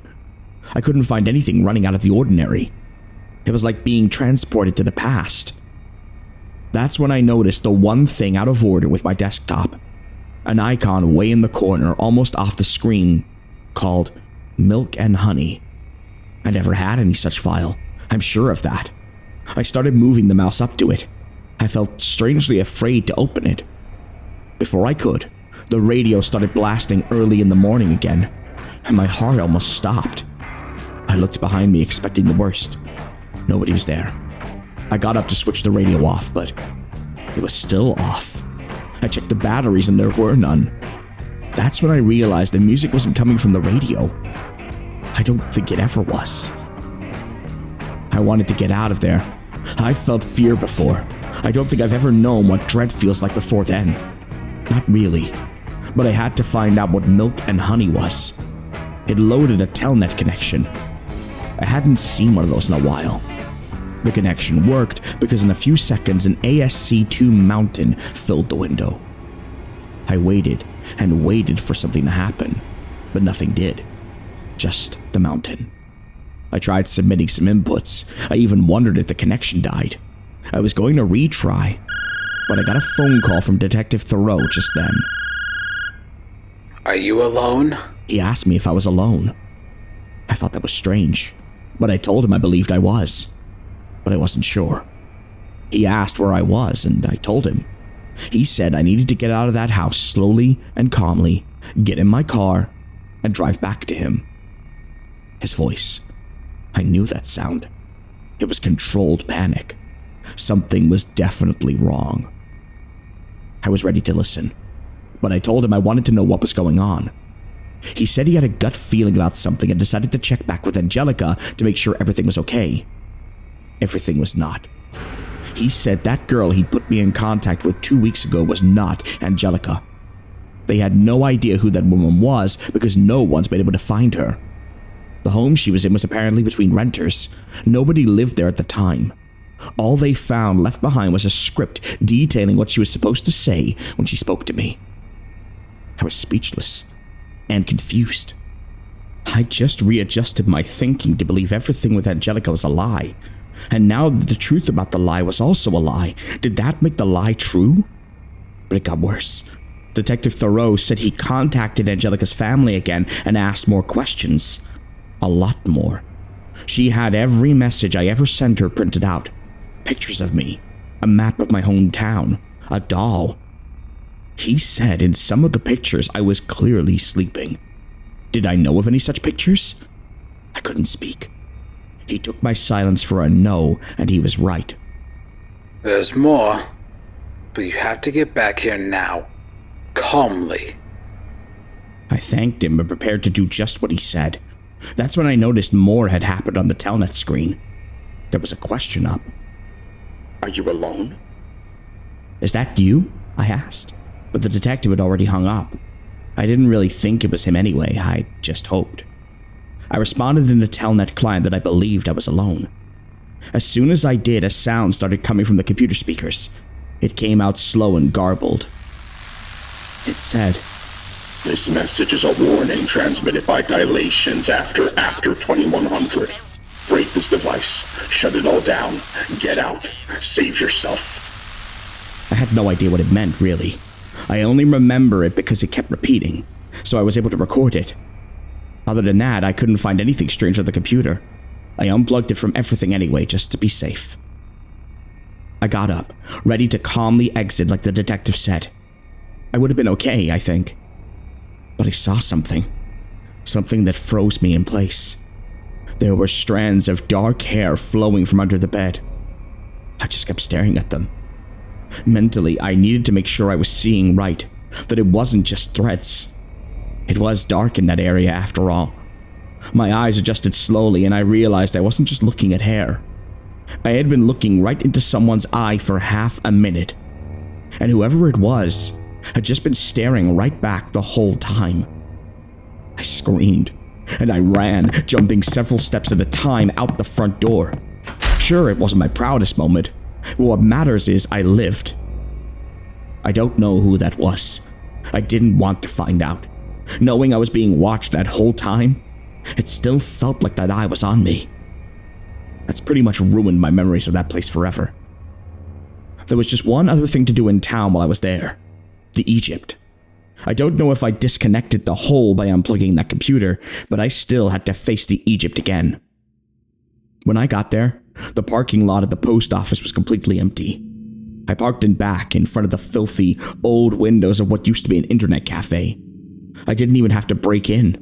The glass in the door had already been busted. I just had to reach in and unlock. My hands started tingling as soon as I reached in. I kept expecting someone or something to grab my hand. When I got in, I was shocked to see it hadn't really changed at all. computers everywhere, a sign-up sheet on the counter, and no one there. I started hearing some low voices. As soon as I did, I looked around for a place to hide. The voices continued, distant and muffled. It took me a moment to recognize my own voice. It was the conversation I'd had with Angelica. The part where she told me about being seen in places she'd never been. It was coming from one of the computers. I got closer to it and I could see someone was up on the screen. I knew what it was right away. The animated skeleton gifs and links to conspiracy theories in Heaven's Gate. Yeah, it was my homepage. The one that was deleted almost 2 decades ago. I never thought I'd see it again. But why? Who put it there? On another computer, I saw a video of a middle-aged couple staring into the camera, like they were watching me, and a little girl peeking over their shoulder. The woman said, "It chose you," and the man was shaking his head slightly.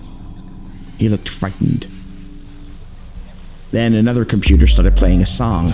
I recognized the sound of Vanity Fair again, hitching a ride. That made it click. I just walked into a trap. I had to get out, but I couldn't. These people started coming inside. I hadn't even heard them approaching. A middle-aged woman with long, black hair, well-dressed. An older businessman, it looked like. A rough-looking homeless guy. More and more people crowded in without saying anything. They were moving towards me. I tried talking to them, but their faces were blank, emotionless. They didn't seem to hear. I ran into the bathroom and closed the door behind me. It had a simple turn-the-bolt lock, so I locked it. I pulled out my phone to see if I could get the police, but there was no signal. I started hyperventilating and had to catch myself against the wall. That's when I remembered the story about the guy knocking on the wall. Maybe there weren't bricks on the other side. I knocked for a hollow spot, and when I found one, I started kicking a hole in the drywall. I tore the rest of the hole open with my hands. There was space back there. I used my phone's flashlight to look inside. The space was about 2 feet in width to the brick wall. I stepped inside. There were tons of floppy disks stashed in there. It was crazy. I heard those people breathing outside the door. They weren't trying to open it or beat it down. They were breathing heavily against it. Then I saw something moving under the door frame. I thought it was a finger slipping under, maybe trying to grab a shoelace or something. But it was too pink, too wet. It was a tongue. One of them was licking under the door. That scared me enough to go deeper into the space, stumbling over pieces of sheetrock. But there was nowhere to go. While I waited for something, anything to happen, I noticed 2 things. One, written above the hole I just made, on the inside, the hole had been painted. The other, it wasn't sheetrock I was stumbling over. It was bones. I don't know how long I sat there. Suddenly the breathing sound stopped. A few minutes later, Detective Therault burst into the bathroom. The door splintered at the first thrust. Those people could have gotten to me if they wanted to. The detective said no one was out there when he arrived. While he escorted me out, I saw all the computers were gone, and the guest book, all of it. But the bones and floppy disks were there and very real. He said we'd have a lot to discuss. After I got away from the police station, I came home and settled down to try and relax. Anything to rest my nerves. Just as I settled in, I got an email notification on my phone that said, "Please look," and provided a link. I didn't recognize the number, but since the link was to a Guelph University page, I figured it was Ben. The link brought me to the webcam that Ben found weeks ago on the Gopher server. I was regretting my decision to trust it already. Why couldn't they just leave me alone? The frames kept updating, but nothing was happening. Until, with one update, I saw the trunk of my car was opening. When the frame updated 4 seconds later, the trunk was fully open and someone was hanging half out. I guess I was mesmerized because I just kept watching, waiting for the next frame update. Whoever it was, he was standing at my door. I went to my front door and looked out the people. No one was there. I looked at my phone again to check the webcam. Someone was, or should be, standing right in front of it. Maybe it was something that happened in the past. I looked through the peephole again, and it was blocked. It took me a moment to realize I was looking right into someone's face. An awful, hate-filled face. I took my phone with me to my office and locked the door. I heard my front doorknob rattling and then open. I knew I'd locked it. Whoever it was walked in purposefully right to the office, like they already knew where I was going. I didn't have much confidence in the lock. I expected the door to fly open immediately. Instead, I heard a weird, distant voice, just like when I spoke to Ricky. It was like the weather radio tuned to the wrong frequency. Why did you leave? It asked. I called 911. I heard the operator pick up, but I couldn't speak. The door opened and this person walked in. His face was hazy, but it was familiar. He had some kind of weapon. He forced me to get on my computer and go to the hole. He walked me through each step. I didn't have a choice. I did it. After all those years, there it was. The same bland page that seemed to do nothing. But I could feel it like fingers poking in my brain. It was like I was still in my office. But that guy was gone. So were other things. I could see things that were always there but weren't really there. It was all the same, just a little different. I was still on the phone with 911, I realized. I tried to tell the operator that the man was gone. Nothing I said was coming out right. I kept telling the operator that I saw Tot, I saw a putty cat. And the operator was telling me, That's the captain. He's a jackal, and he's not happy with you.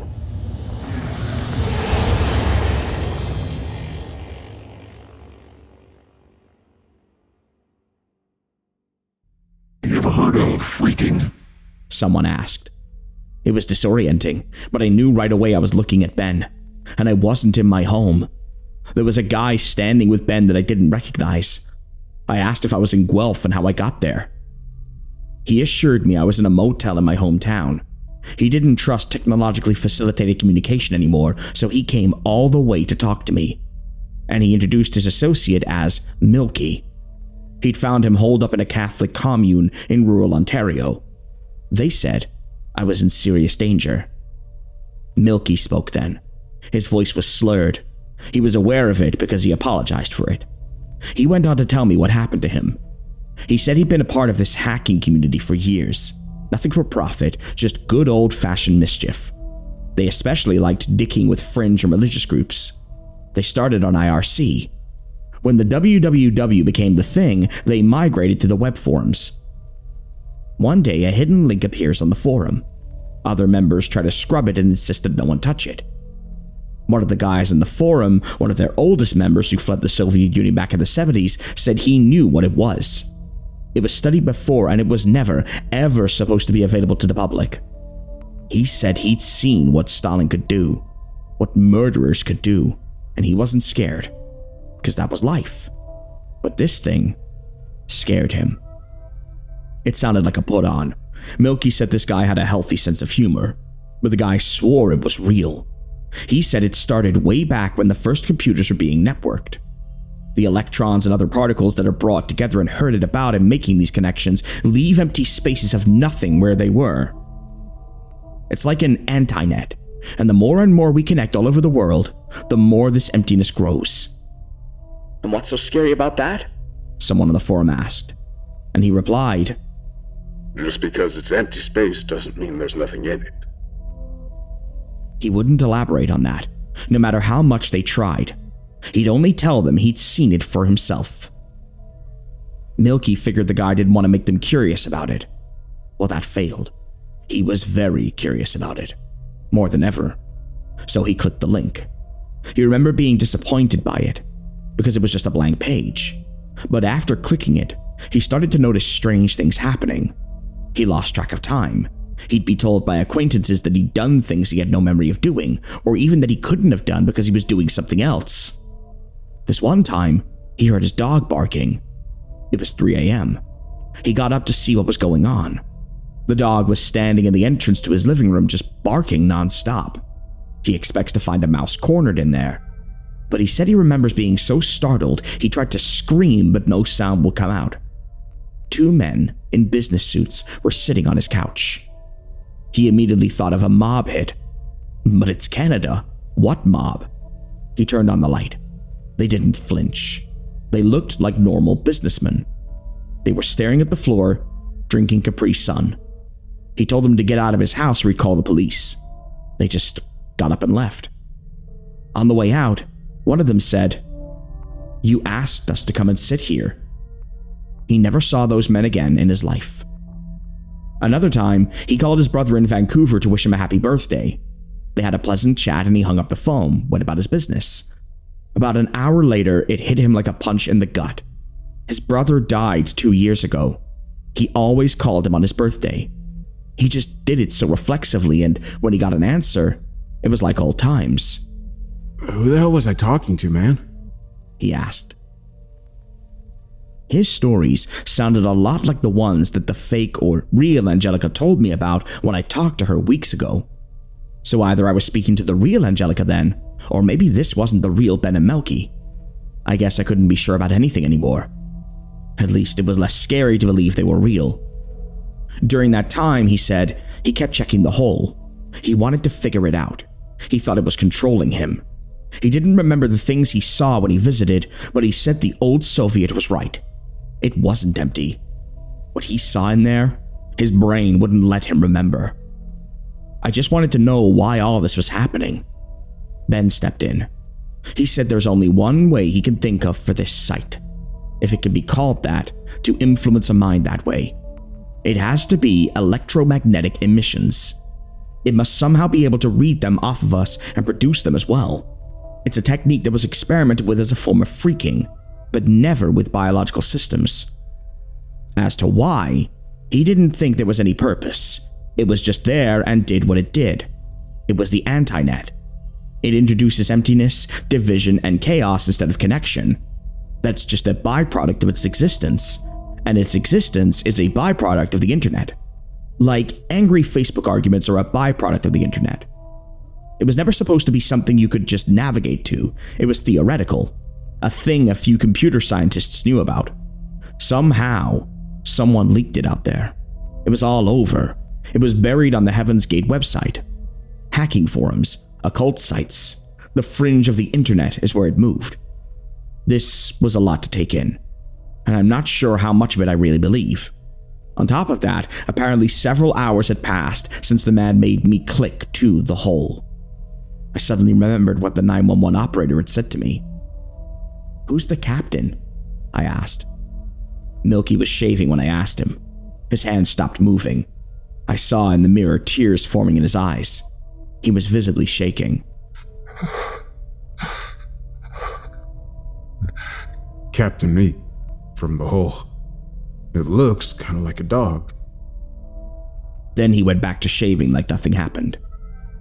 Later, I thanked Ben and Milky for saving me, for risking so much, really, especially Ben, and for trying to warn me with the link to the webcam.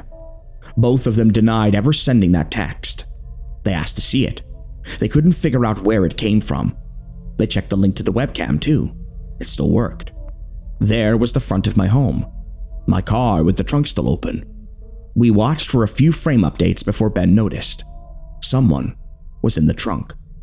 It was dark and grainy, but that was definitely someone in there. And I shuddered when we all agreed that whoever that person was, they were looking right at the camera. Or us. We turned it off. I woke up in the middle of the night a few nights later. We decided we didn't want to keep paying for the motel, so we were crashing with my mom by then. She was happy for the company, and she was obviously worried about me. She said I had to get a grip and not let my life slip away. "Just solve this thing," she said. It was weird. It wasn't the sort of thing my mom would say. Anyway, I woke up because I was hearing whispering sounds. You'd think louder sounds will wake you, but no.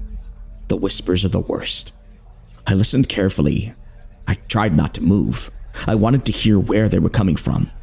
It was a two-way conversation. I just couldn't make out any of the content, though. Just a word here and there. I got up slowly and looked forward to the corner of the room. That's where I thought the sounds were. It took a while for my eyes to adjust. When they did, I saw Milky kneeling in front of one of the electrical sockets. He'd whisper something into it, then turn his head and wait, and whispers came back. He saw me looking and said, Some trick, huh? I guess it was ventriloquism. But why do that in the middle of the night? Because he was crazy. I got out of bed and went out to the kitchen for water. I could see someone standing out on the front porch through the kitchen window. Figuring Ben couldn't sleep either, I went out to ask him if Milky was really okay, because he didn't seem to be. I flicked on the outdoor light and stepped out. But it wasn't Ben out there. It was Milky again. He tried to tell me something about constellations, but I walked back in. Something wasn't making sense. There was no way he could have gotten out that fast. Some trick, huh? I went into the living room. The TV was on. It was that episode of Seinfeld where George finds a doll that looks like his mother. That made me uncomfortable, so I changed to another channel. The program guide said the Ninth Gate would be showing. I always liked that one. But instead of the Ninth Gate, it was the 10 Commandments. Very different movies, only one number off though. Seeing Heston's Moses posturing with the Egyptians struck me. I never did get to speak to Holy Moses. I let myself be distracted, chased off, or both. And everything happening just seemed to be getting more and more filled with coincidences and connections that weren't adding up. Or added up too well, which is the same thing if you ask me. I started up Mom's computer. It still ran Windows XP. It was Dad's computer and she didn't like change. I had to download MIRC, and as soon as I did, I connected to EFNet. This time I was going to talk to him. He wasn't hard to find. Just a holes, and there he was, in @H1N1. He was the only one in there besides me. Not a lot of bird flu fans, I guess. Before I could send him a message, an email notification appeared on screen. I guess Mom had it on auto start. The notification caught my eye because it said it was from Detective Therault. Subject, information requested. I shouldn't have, but since it was from the detective, I felt it had to concern my situation. I clicked on it and read. As we discussed, here's the documentation on the dental records with the doctor's signature. The attached document was about the skeletal remains found in the Egypt. I felt a sudden wave of horror because I thought I knew what was coming.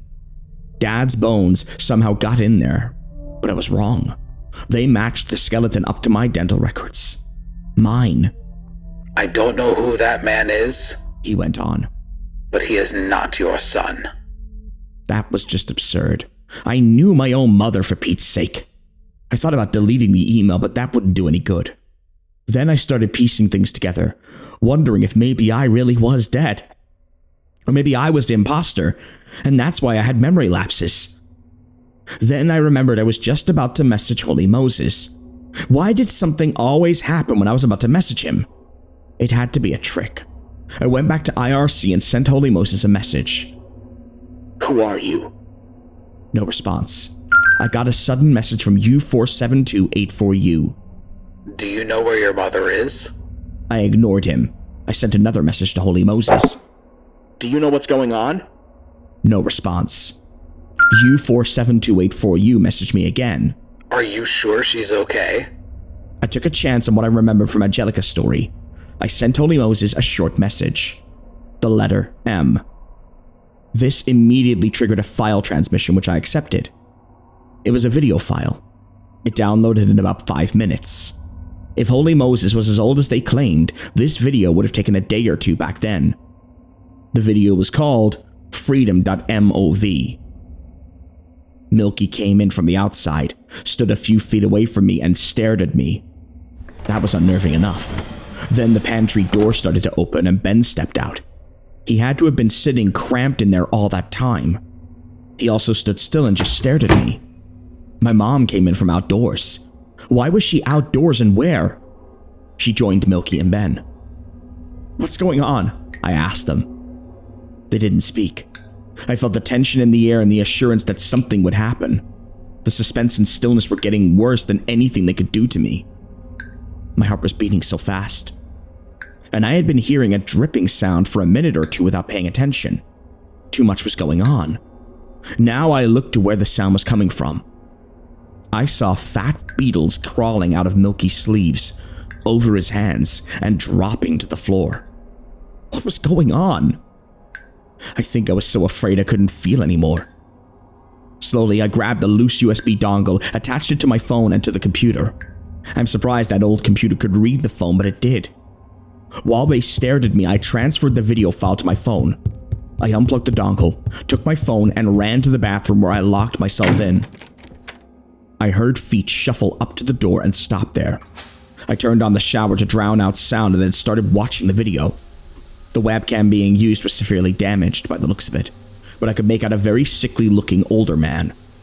The audio was distorted, and I had the shower running, so I had to start it up over and up the volume. The man said he'd been trying to warn me. The dilation distortion from the hole allows him to send messages during brief windows. If I am listening to this, he said, I am in the hole and have been for a while. Other things are also in here. While he spoke, I kept hearing screams in the background of the recording. Some sounded closer than others. He said these things don't want me going anywhere. I need to get out before it's too late. He knows, he said, because he's me. The last thing he said before the video ended abruptly was, the birds and the bees. I couldn't leave through the door, so I pulled up the blind to leave through the bathroom window. I almost shrieked when I saw my mother's face pressed up against the window. I was trapped. I thought about pushing through anyway, but I couldn't hit my mother. I could hit Ben or Milky if I had to, but not my mother. So I took the door. Nobody was there. That just made me worry about where they really were. I stepped outside and still nobody there. I hurried to the car before Mom could come round from the back. Then I heard rapid footsteps. Ben was running right toward me from way down the street. Stop hurting me, he shouted. But he didn't look in pain. He looked in a rage. I got in my car and started backing up. When he got to me, he was pounding on the windows, still screaming. I drove straight back to my home, leaving them all behind. The only explanation could be that I'm in the hole, whatever that means. Because there's no other way Ben and my mom would act like that. But when did that happen, and what does that even mean anyway? Before I even stepped inside my home, I knew something was wrong. Waves of something, just bad, pure bad, were hitting me. I opened my front door. Everything looked normal. I started turning on all the lights, and I grabbed a knife from the kitchen drawer. Then I saw them. 2 men in bee costumes sitting on my treadmill, looking at the floor, not moving. Almost like they were stuffed or forgot where they were. "What do you people want from me?" I said. I kept a tight grip on the knife. They stood up. Then they both looked down the hall towards my office. I followed their gaze, but I saw nothing down there. After a few seconds of wondering what they saw, I heard the song start. Early in the morning. While I was looking down the hall, they were already heading out the door. I decided to follow them because whatever started that music gave me a worse feeling than them. As I stepped out the door, I'm sure I heard a dog growling behind me. I followed them across the road and into the woods. I turned my phone flashlight on to be able to follow them. It's like they could see in the dark, the way they navigated the woods. The deeper we went, the more uneasy I became. They just seemed to keep going and going. But the deeper we went, the more I started to hear birds. I never even thought of it before, but I hadn't heard any birds for a long time. Weeks at least. Or locusts or any normal springtime sounds. The more I followed the bees, the more I heard the birds, until they got loud enough I figured we must be under a massive collection of nests. I kept following them until it got too loud to bear, and then it sounded like machinery, like elevators. There was a machine, hidden out in the middle of nowhere. I followed them inside and then...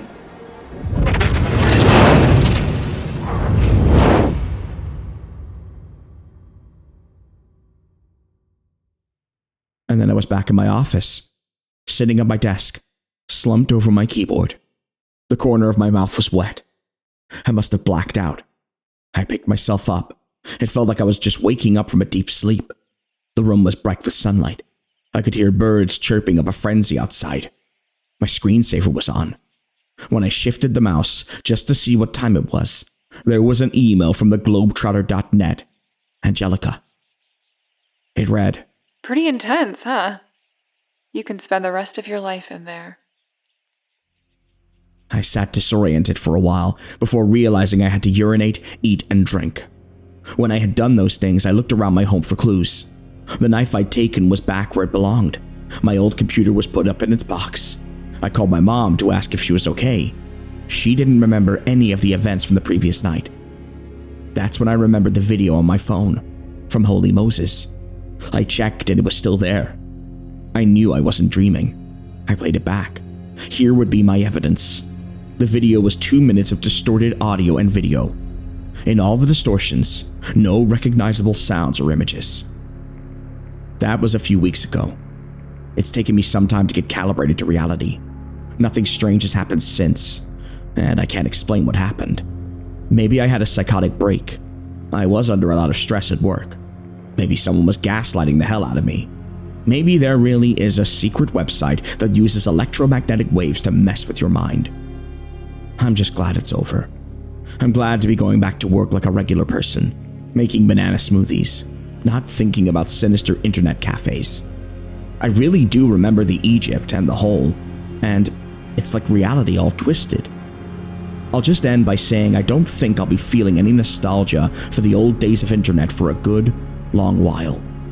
The only problem I'm having is, whenever I'm trying to sleep, I keep remembering the whole nightmare and asking myself, am I still inside?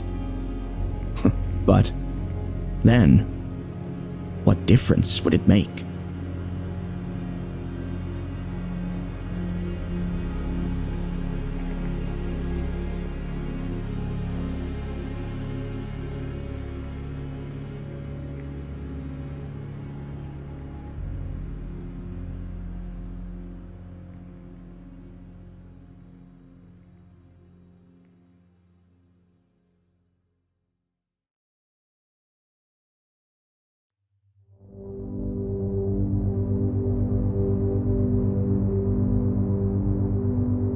Most heartfelt greetings and salutations, ladies and gentlethems. I eagerly welcome you to Sturgeon's most premier station, Dusk Light Radio, hosted by yours truly, the effervescent, ethereal, and immersive Everett J. Blackwell. This paralyzing tale of sleep deprivation was crafted by legendary NoSleep author and experimental writer Jared Roberts. And Jared is someone you should all know very well, having his work on the Dark Somnium with the hidden webpage, and of course with the abduction story, which went up last year and was read by Janitor Supremo TJ Lee. Now we are going to be doing more of Jared's work on the channel soon, but if you want to see more in the meantime, please check out his Reddit profile and his book The Machine Stories, which contains revised versions of his existing tales and more. Jared is a phenomenal talent and we're very happy to have him on the channel. If you enjoyed this video, be sure to check out some of our other transmissions. We're adding them regularly and we'd love to have you as part of the Dusklight family by subscribing, hitting the bell of snakes, and you guessed it, more snakes, and leave a comment with stories you'd love for my many-legged runners to find.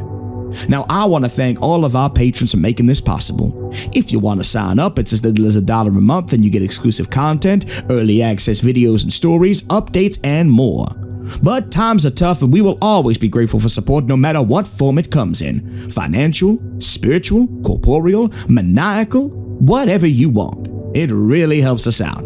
Dusklight gives thanks to our Purple Crayon Eaters, Creature Creations, Kid Kiriyama, Emma, Aiden, Becky Sinani, Rory Shamba, Camilla Roca, Oliver Yourface, Suds, PV69, Desert Bluffs, Justy Blue, Paul J. DeSena, Darkness Within, Christian Hatting, Calculi Zero, Mothman, Orphan Yuka, Okami-san, Ian Hancox, Echo Kane, Gail Alstad, Alex, Candyman Gloving, Ashabel, Phi, Max, and Feely Von Karma. Our janitors, Isabel Vladislaus, Mima, Razzie Berry Pie, Ryan Moore, Ressery Cardwell, Brianna Elliott, Darktail, Kenza, Oliver Topolugnatale, Alex Hansen, Allie, and a special shout out to someone joining the crew in Art Nightborn. Art spends his nights taking people around Sturgeon in his yellow cab. I guess Art needed extra money, especially in this economy. DJ Muffin, Shane Lewis, Ducks, Joy Flint Healy, Sabiel Eclipse, Death 31, Heather Cayley, Adrian R, Amy, Arkham Cookie, and Alex Nunez. Our Nightmare Detectives, Kikuhime 1202, Halo Davis, Mama Chewy, Melanie S., and Fox Clifford. Our Void Walkers, Domain S. Silvers, Rat Squash, and Professor CreepyPasta. Now you will meet more of our new Blackwell family members in a future upload, but for now, let me run down the list of who we've got. Our new Blackwell members marching their way into town are Sabrina Blackwell, Biggie Blackwell, Aphrodite Blackwell, Wojciech Blackwell, Olivia Blackwell, and Mike Blackwell. You'll learn more about these fascinating new members of our family in an upload very, very soon. Then, of course, there is Great Uncle Ven Blackwell with his forbidden knowledge, Izzy Blackwell, our resident bug devourer, TJ Blackwell, who seems hell-bent on stealing the spot of our janitor supremo and his purple crayon stash, Delira Blackwell, our new resident physician and provider of pestilence pills and poultry, Adela Blackwell's firebending and illusions and grand waffling, Ethan Blackwell, abyssal fisher and repo lord, Jackal Blackwell, head chef and mystery meat purveyor, Clue Blackwell, the chrysalis of unknowable horrors, Tabitha Blackwell, Void Water Baron and forever frenemy to our last entrant, Papa Kyle Blackwell, from his Tower of Bones, Broth and Spines, preparing the outer gods to recognize his claim alongside his hobo queen and little inheritor of the Bone Throne, who is already 2.5. We love and fear you, Papa. We thank you humbly for your patronage and look to see you bright and early for Dusklight orientation. Purple crayons and existential dread will be provided. And one last time, listeners, close your eyes and breathe with me. Remember, no matter how bad things are, how cruel people can be, and how heavy your shoulders may feel with the weight of the world bearing down on them, Dusklight will always be here to lift the load and provide you with some respite. Drink some hot cocoa with chocolate sprinkles and fat marshmallows. Have all the Christmas candy you can manage, watch a video about liminal spaces and cryptid sightings, and sleep on the cool side of the pillow with the window open and the stars twinkling down on you. Start and end each day with kindness in your heart. You matter, you are loved, and every day is another chance.